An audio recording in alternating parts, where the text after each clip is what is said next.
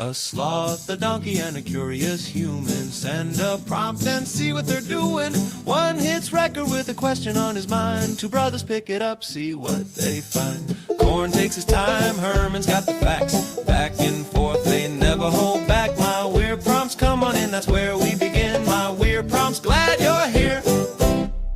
This episode was generated using artificial intelligence. Please verify facts.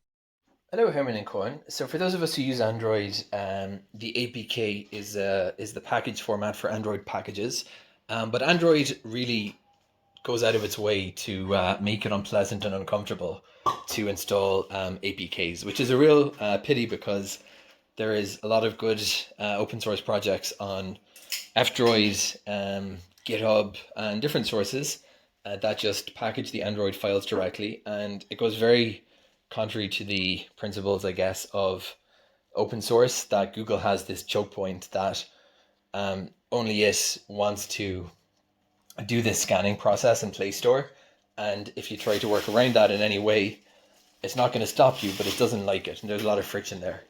As annoying as it is, it's understandable why these safeguards are in place, because there have been lots of documented APK packages that were poisoned, and sure, it doesn't make sense really to just install random software from GitHub or any software without checking it in some way.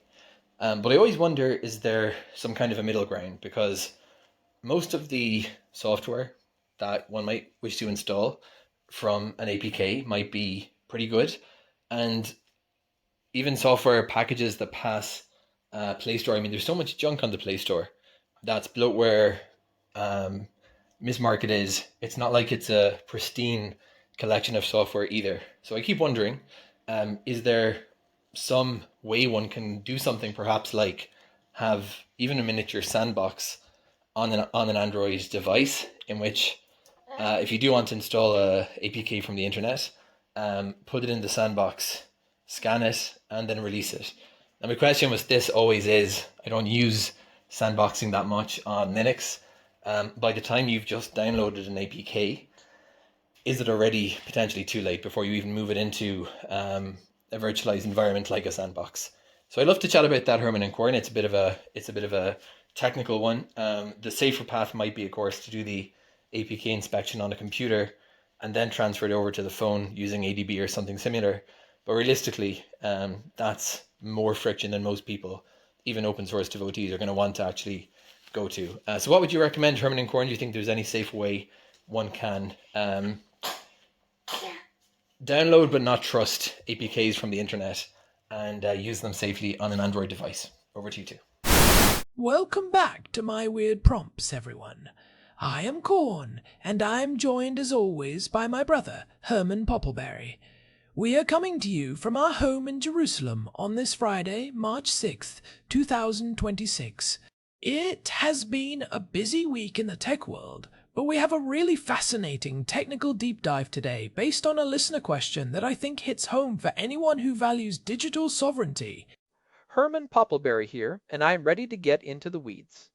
Our housemate Daniel sent us a voice note earlier today that really struck a chord with me. It is about something every Android power user has felt. That moment of hesitation when you were about to click install on a file you found on GitHub or F-Droid, and your phone starts screaming at you like you were about to let a thief into the house. It is that red text warning, that unknown sources, toggle that feels like you were signing a waiver to jump out of a plane. It is what we call the sideloading tax. Daniel was asking about that friction of installing Android package kit files, or APKs, from outside the official Google Play Store. He wants to know if there is a middle ground between the total lockdown Google wants and the wild west of just clicking yes on every pop-up. Why does it have to feel so uncomfortable to use open source software on a platform that is supposed to be open? It feels like the operating system is gaslighting you for trying to exercise your property rights. It is a great question, Daniel, and it is something we have touched on before, like back in episode 780 when we talked about degoogling in 2026. But today I want to really pull apart the anatomy of an APK and look at how we can verify these things ourselves. Because the truth is, Google Play Protect is not just a security feature. It is a gatekeeper. It is a signature-based scanner that prioritizes Google's ecosystem control just as much as it prioritizes your safety. Right. And as Daniel mentioned, there is a legitimate reason for the fear. Poison packages are real. We have seen malicious actors take a popular open source tool, inject some spyware into the native libraries, and re-upload it to a mirror site. So, Herman, for the people who want their privacy but do not want their bank account drained, where do we start? Let us define the enemy first. What is an APK actually doing when it sits on your storage? Well, let us start with what an APK actually is. Most people think of it as this black box, but it is really just a specialized zip file. If you change the extension from .apk to .zip, you can open it on any computer and see the guts. Inside, you have the Android manifest.xml, which is essentially the blueprint of the app. It lists every permission the app wants, every activity it can perform, and every service it starts. You also have the classes .dex files, which are the compiled Java or Kotlin code. And then you have the resources and the native libraries, which are often written in C or C++. So, if it is just a zip file, why can we not just have a little scanner on our phones that says, hey, this app says it is a calculator, but it is asking for permission to read your text messages and access your location?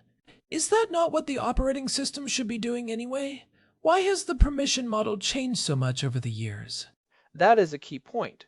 Back in the early days of Android, the permission model was manifest-based. You saw a big list of everything the app wanted before you hit install. If you did not like it, you did not install it. But users got permission fatigue and just clicked through. So, Google moved to a runtime-based model. Now the app installs, but it has to ask you for permission the first time it tries to use the camera or the microphone. While that is better for the average user, it has actually made things more dangerous for power users because it hides the intent of the app until it is already running on your hardware. And that is where the poisoned package concept gets scary. If the malicious code is hidden in a library that the app needs to run, how is a regular user supposed to know? Daniel asked about a miniature sandbox. Could we not just run the app in a tiny isolated bubble first to see what it does, like a pre-flight simulator for software? That is the dream, right? A sort of digital quarantine. Technically, we have things like gvisor Lite or different containerization methods, but the overhead is the killer. Running a full virtualization layer on a mobile system on a chip just to check an app would tank your battery and likely be too slow for most users. Mobile hardware is optimized for bursts of activity, not for running a nested operating system just to scan a calculator app. Plus, many malicious apps are designed to detect if they are running in an emulator or a sandbox. If they detect they are being watched, they just behave perfectly until they are installed on a real device. It is like a criminal who acts like a saint as long as he sees a police car in the rearview mirror. It is a cat and mouse game. So, if the on-device sandbox is too heavy, Daniel suggested an inspection process on a computer. I actually really like this idea. I use a tool called JADX sometimes to look at code. Is that something a non-developer could actually use to stay safe? How deep do you have to go into the code to find the poison? You do not have to be a senior engineer to use JADX-GUI. It is a decompiler that turns those DEX files back into readable Java code. If you are downloading an APK from a source that is not 100% trusted, the first step of the protocol should be downloading it to your desktop. You run it through JADX and you can instantly see the Android manifest. If you see permissions for things like receive boot completed or read SMS in an app that should not need them, that is your first red flag. Malicious actors love native libraries because they are harder to decompile. If you see a bunch of unexplained.so files in the library folder that were not in the original version of the app, you know it has been tampered with. I remember when we were talking about the SMS paradox in episode 704, we discussed how text messages are still the weak link for two-factor authentication. If a sideloaded app gets that permission, it can intercept your login codes without you ever knowing. It does not even need to show you the message. It can just read it and delete it in the background. And that is why static analysis on a PC is superior to on-device scanning. On your computer, you have the CPU power to run deep scans. You can use a service like VirusTotal, which is a must-use tool. Most people know it for scanning files with 60 different antivirus engines, but for APKs, it does something even better. It gives you a breakdown of the app's behavior. It will tell you if the app tries to contact a known command and control server or if it uses obfuscation techniques that are common in malware. It even shows you the network activity the app would perform if it were running. Okay, so that handles the inspection. But let us talk about the ecosystem. Daniel mentioned F-Droid. Now, for the listeners who do not know, F-Droid is an alternative app store that only hosts free and open source software. They actually compile the apps themselves from the source code. Does that not solve the trust problem? If F-Droid built it, it must be safe, right? It solves a huge part of it, but there is still a gap. This is where we get into the concept of reproducible builds. Even if F-Droid says they built the app from the source code on GitHub, how do you know the binary you are downloading is exactly what they built? In 2026, F-Droid has made huge strides with their reproducible builds initiative. It allows anyone to verify that the binary on their phone matches the source code bit for bit. It is the gold standard of trust. If the hashes match, you know that no one, not even the F-Droid maintainers, has slipped anything extra into the package. That feels like the ultimate solution for open source fans. But even with F-Droid, Google still makes it feel like you are doing something wrong. You get that scary prompt saying your phone is not configured to install apps from this source. It feels like Google is trying to protect their bottom line under the guise of security. They want that 30% cut from the Play Store, and sideloading is a leak in their bucket. It is definitely a mix of both. We have to be honest about the conservative view of property rights and platform control here. Google built the ecosystem, so they feel they have the right to secure it. But as pro-liberty guys, we also believe in user agency. If I own the hardware, I should be able to run what I want. The problem is that Google has introduced something called the Play Integrity, a PI. This is the real golden cage we are dealing with in 2026. I've been hearing more about that lately. It is basically the successor to SafetyNet, right? How does it actually affect the average person who just wants to sideload a specialized weather app or a privacy-focused browser? It is much more aggressive than SafetyNet ever was. As of March 2026, over 85% of top-tier banking and corporate apps use Play Integrity to check if your device has been modified. If you have an unlocked bootloader, or if you are heavily sideloading certain types of apps that modify system behavior, these high-security apps might just refuse to run. They call it a security measure, but it effectively creates a situation where you have to choose between your digital freedom and your ability to use your bank's mobile app. It is a systemic push to keep you inside the Play Store. It is like they are saying, sure, you can leave the garden, but we are taking the paved roads away. That is the friction Daniel is talking about. It is not just a pop-up warning, it is a structural barrier. It reminds me of what we discussed in episode 774 about the quest for vanilla Android. People want that clean experience without the bloatware, and often that requires sideloading the tools to clean up the system. But the more you clean, the more the Play Integrity API flags you as a threat. That is a great analogy. So, what is the middle ground? If we cannot have a perfect on-device sandbox and we do not want to be locked in the cage, how do we live in 2026 as Android users? Well, you mentioned a few tools earlier, Korn. I want to talk about the work profile trick. This is the closest thing we have to a functional sandbox that does not destroy your battery. I use an app called Shelter for this, and there is another one called Island. They use the built-in Android for Work feature to create a completely isolated space on your phone. If I have an APK that I mostly trust but want to keep away from my main data, I install it in the Shelter profile. It has its own contacts, its own file storage, and its own permissions. It is basically a logical sandbox rather than a hardware one. It uses the operating system's own isolation barriers. That is a fantastic practical takeaway. If a malicious app in your work profile tries to steal your photos, it can only see the photos you have specifically moved into that profile. It is a very effective way to mitigate risk. And for the power users who want even more control, there is Shizuku. I know we talk about Shizuku a lot, but it really is a game changer. It uses the Android Debug Bridge, or ADB, to give certain apps higher level permissions without needing to root your phone. How does Shizuku help with the sideloading safety specifically? You can use it with an app called Permission Ruler or AppOps. It lets you see exactly what an app is doing in real time and cut off its access to things like the clipboard or the internet, even if the app thinks it has those permissions. It is like having a digital leash on every app you install. If you sideload an app and Shizuku tells you it is trying to ping a server in the middle of the night, you can just kill its internet access entirely.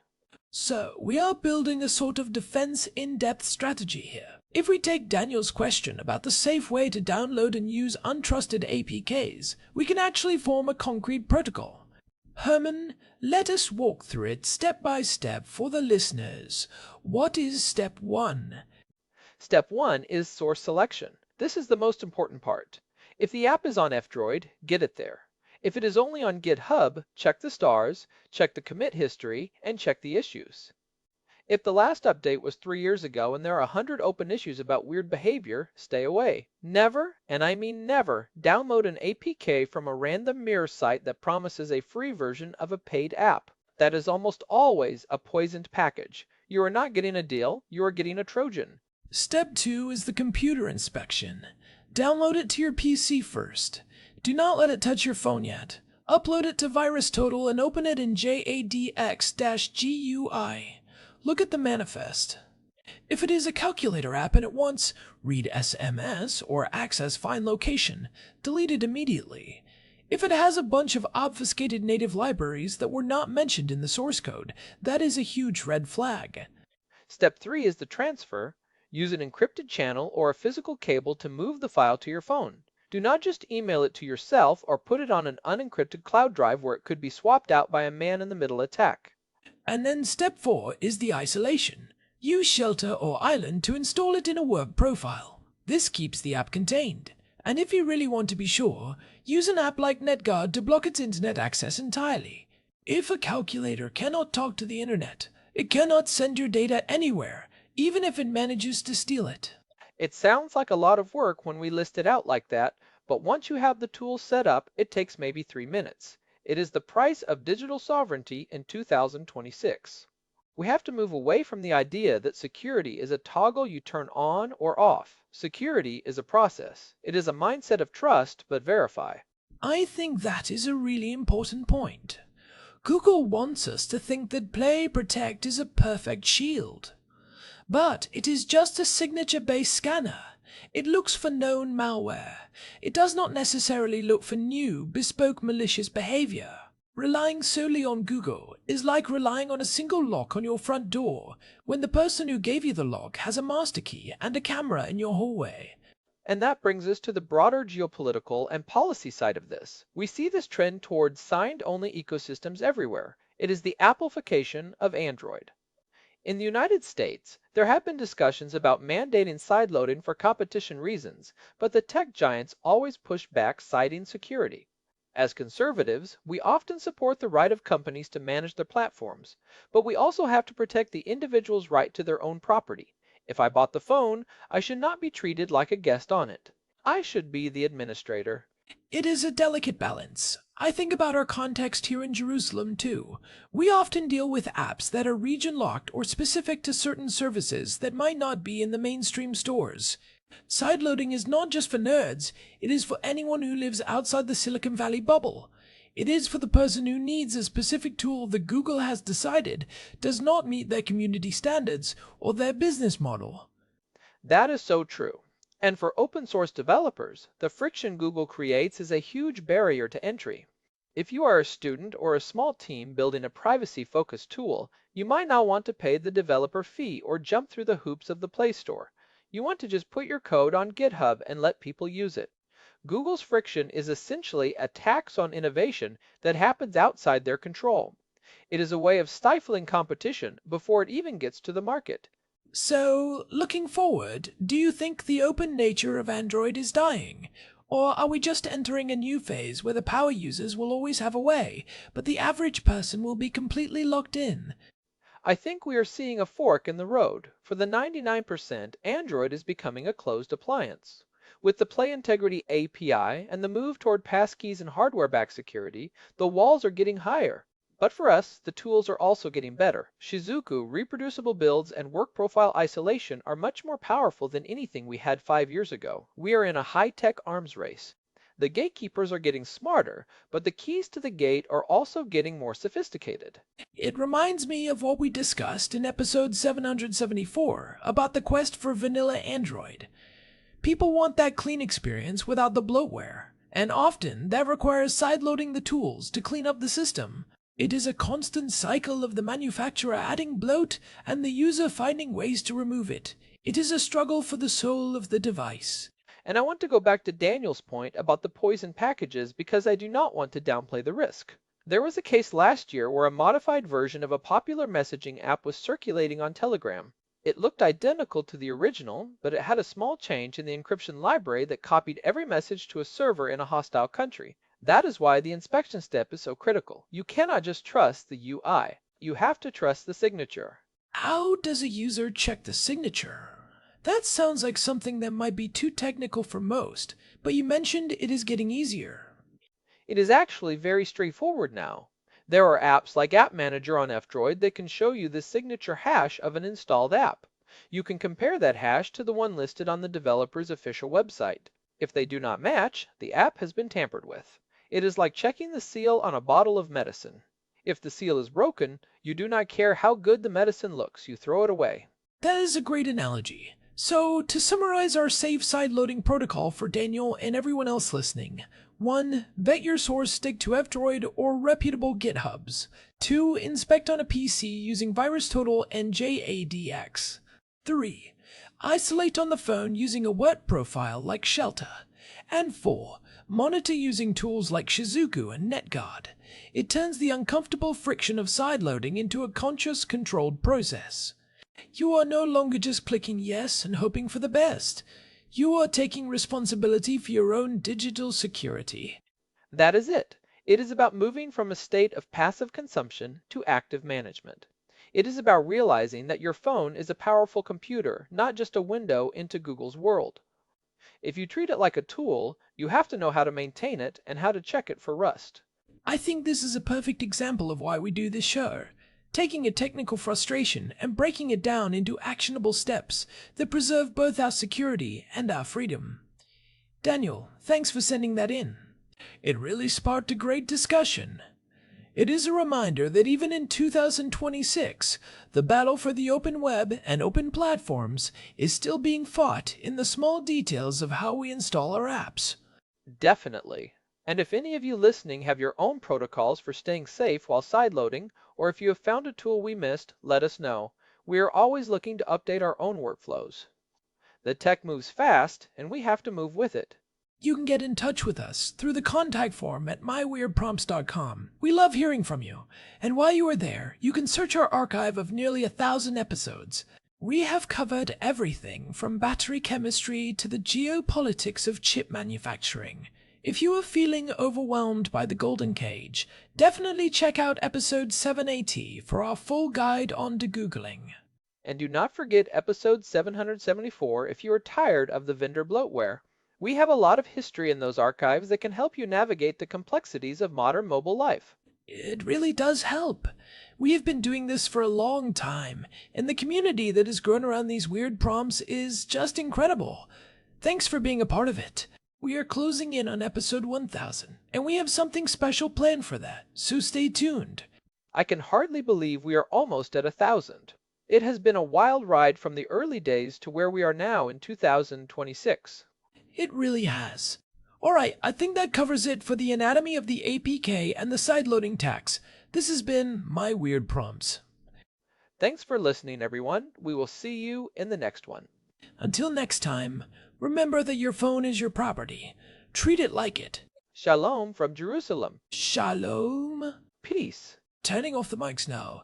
Let us go get some coffee, Herman. Sounds good. I think I have a new APK. I need to run through JADX anyway.